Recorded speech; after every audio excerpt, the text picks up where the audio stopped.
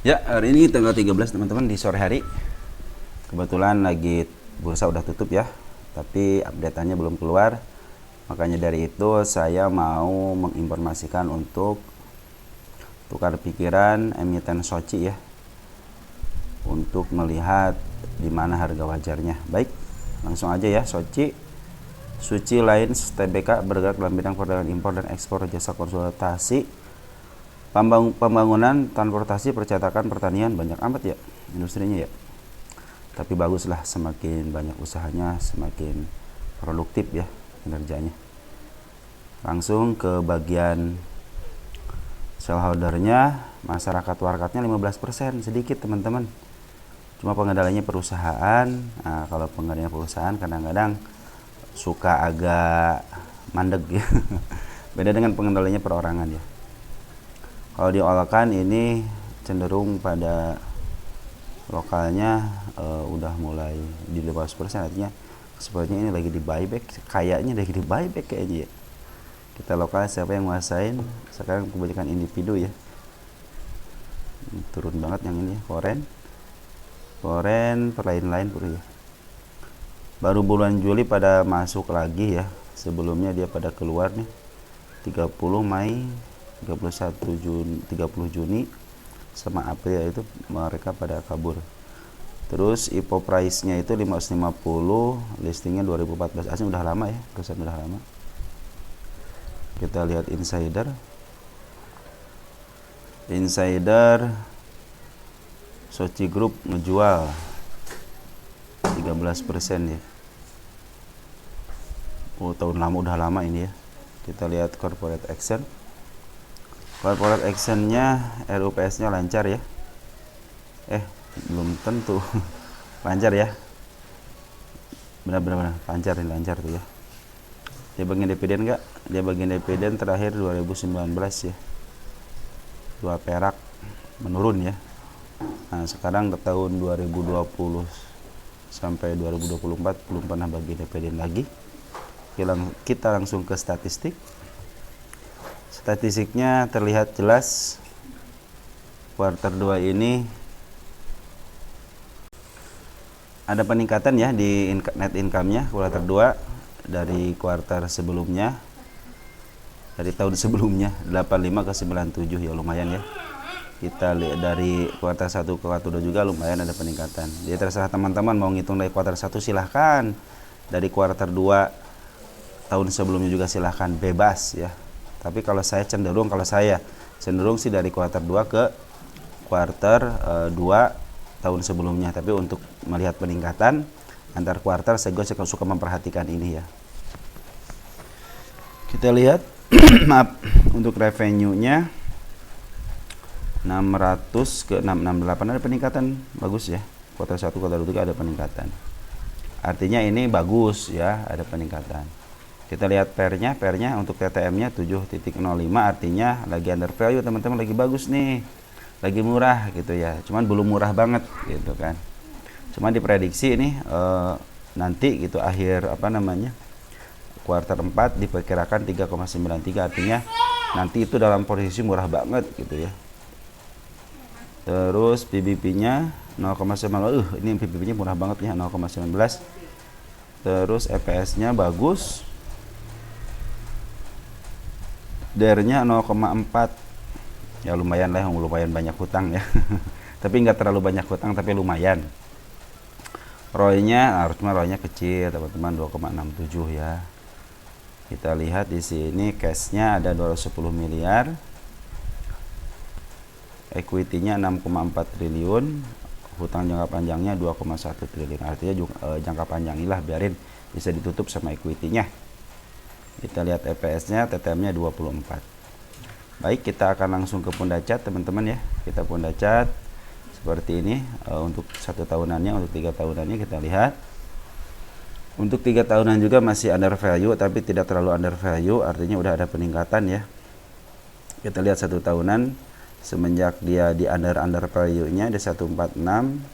Nah, sekarang udah melewati harga under value-nya ya. Sempat ke harga 177, sekarang di 171 ya. Nah, teman-teman ini lagi under value-nya, makanya teman-teman, wah katanya kapan naiknya?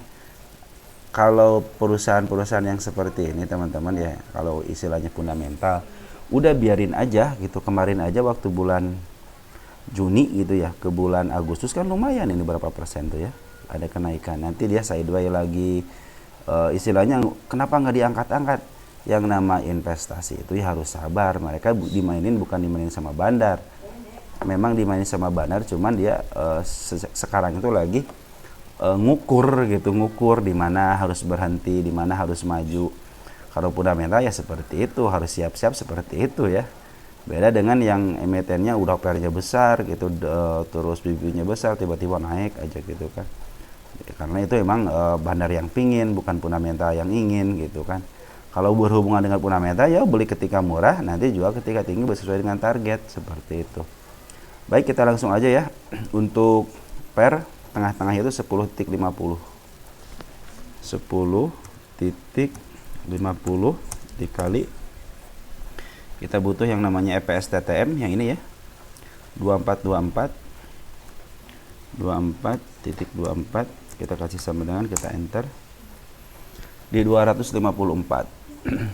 254 masih keren ya, masih di atas harga over ya, artinya masih bisa ke atas gitu kan, bisa di EPS. Sekarang kan EPS nya 7 kan, nih EPS nya 7 ya, nanti targetnya itu yang minimal ke EPS 10 lah, di harga 204 gitu kan.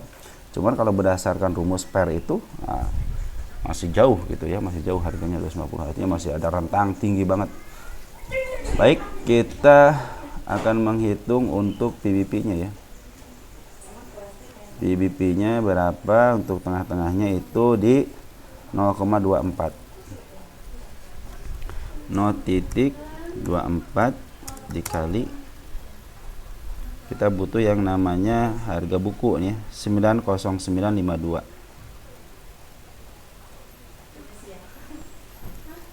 Sebentar ya, 909.52 kita kasih sama dengan, kita enter berapa, di 208 ya, di 208. 90 benar 208. Nah, nanti kita langsung ke pundacat teman-teman, pundacat apa namanya, langsung ke namanya ini lukisan market maker. Udah kasih tanda-tanda nih ya, sebenarnya udah kasih tanda-tanda ya, cuman untuk kuartal 2 nya belum saya tulis ya. Baik, kita tulis dulu ya di sini, kita tunggu sebentar ya. Baik, udah saya tulis di sini teman-teman ya, kuartal 2 harga wajar per 254 berdasarkan rumus PBP 218. Artinya ini tidak terlalu jauh. Nah, yang namanya fundamental seperti ini teman-teman ya, dia tidak terlalu jauh, enggak yang ini 100, yang ini sampai 1000 gitu. Nah, ini masih masih wajar gitu, terlihat wajar ya. Nah, ingat selalu teman-teman, kalau namanya pingin tahu harga wajar harusnya hanya berdasarkan hitung-hitungan aja. Lagi sekarang kan di 171 ya, mau ke 218 kan masih ada sekitar berapa poin tuh, ke 200 aja 30 poin, tapi kalau ke 254 sekitar 80 poin ya, artinya masih ada rentang banyak lah gitu ya. Cuman sebanding enggak dengan penurunannya gitu, kalau dia ke bawah lagi apakah mau ngambil lagi gitu kan, ada sekitar 14% ya. Nah, kita lihat di sini udah saya garis-garisin ya, di sini ada gap di area 151, yang paling bawahnya ada di 147, berarti penurunannya bisa sampai ke situ ya. Terus di sini udah bagus ya, di 166-nya sebagai supportnya udah bagus. Kemarin sempat diangkat, nah sekarang dibawahin, sekarang di bawah dengan angkatan yang harga kemarin, artinya bagus ya, artinya bagus itu teman-teman.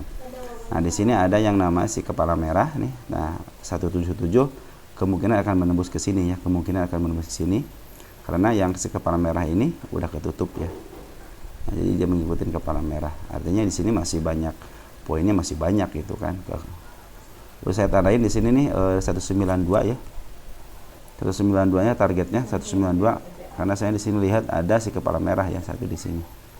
Kalau kita lihat dari harga di sini, ada harga di sini nih di 208. Ini juga ada di sini 218, artinya dia mau menembus 218 berdasarkan harga PBP ya.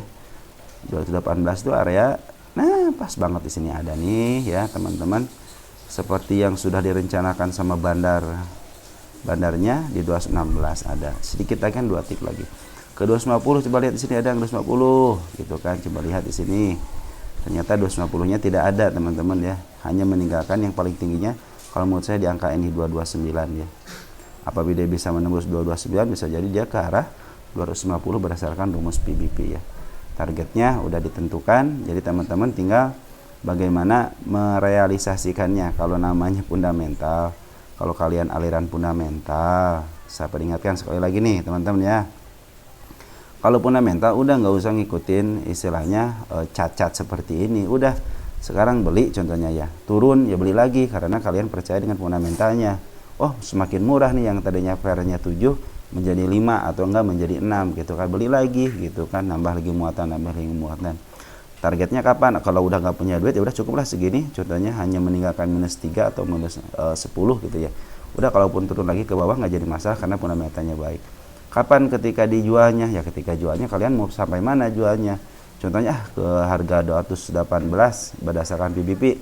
Kalian jangan jual di 218-nya tapi diturun di bawahnya 200 gitu. Kalau targetnya berdasarkan metode PER 254, jangan jual di 254-nya tapi jual di 240-an ya, seperti itu teman-teman. Jadi kalau fundamental mah harus begitu, nggak usah nungguin istilahnya kapan naik biarin aja ya, nggak usah ngikutin MA-MA-an, nggak usah kalau fundamental ya. Soalnya kalau fundamental mah alirannya begitu gitu ya. Tapi untuk memperjelas lagi, saya kan tadi udah ngasih tahu berdasarkan rumus saya sendiri ya, rumus si kepala merah ya. Saya itu biasanya ngikutin rumus kepala merah sama ekor merah sama gap berdasarkan lukisan market maker. Tapi di sini ada tambahannya yaitu si broker summary. Kalau dilihat yang saya bilang tadi ada di 147 ya, untuk support terbaiknya karena di harga terendahnya 1 tahunan. Cuma hati-hati area 162, kalau mau nambah muatan silahkan di area sini ataupun di area 151 ataupun di 146 silahkan tambah muatan. Targetnya udah ditentukan, yang pertama ada di 192 dan kemungkinan yang pertama akan ke sini dulu nih teman-teman karena dia udah ngasih tahu akan ke sini ya.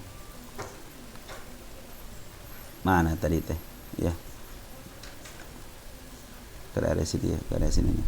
Oh sorry ini enggak ini bukan target saya, bukan. Yang target saya itu 192 aja udah ya. Itu yang pertama harus ke situ dulu. Kemungkinan langsung ke situ ya, kemungkinan ya. Karena lihat dari fundamentalnya juga baik ya. Tinggal keinginan dari seorang market maker untuk menggerakkannya, karena tidak mungkin sebuah emiten itu naik dengan sendirinya kalau tidak ada penggeraknya. Makanya di sini kan ada istilah penggerak nih teman-teman. Kenapa di sini ada istilah penggerak? Artinya yang menggerakkan gitu. Nah, ada istilah penggerak nih ya. Nih, P itu kan penggerak nih.